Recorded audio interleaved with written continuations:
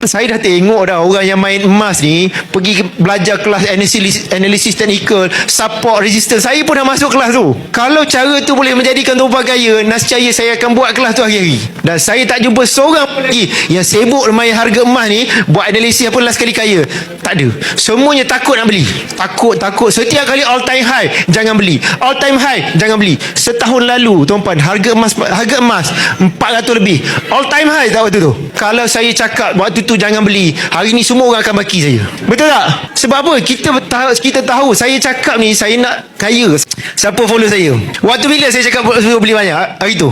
Saya jarang saya suruh beli tau. Kalau saya cakap beli, waktu tu bukan tuan-tuan beli sikit, beli banyak.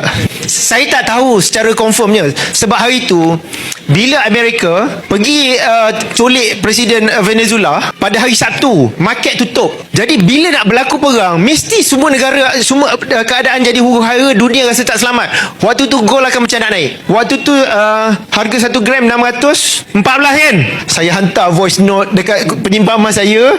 Saya tu bagi tunjuk saya beli berapa banyak. Saya kat beli sekarang 614, 613. Sekarang harga berapa? Saya tak tahu, saya tak pasti tapi berdasarkan pengalaman saya, waktu tu adalah waktu yang sepatutnya kita beli banyak. Saya bukanlah pakar tahu semua benda. Even founder Public Gold pun dia cakap saya pun tak tahu harga berapa. Jadi tuan-puan janganlah duduk percaya orang belajar dia cakap analisis. Kalau tahu founder Public Gold cakap awal-awal lagi tau. Orang dia cakap tahu harga ni, dia nak ajar, dia nak apa ni?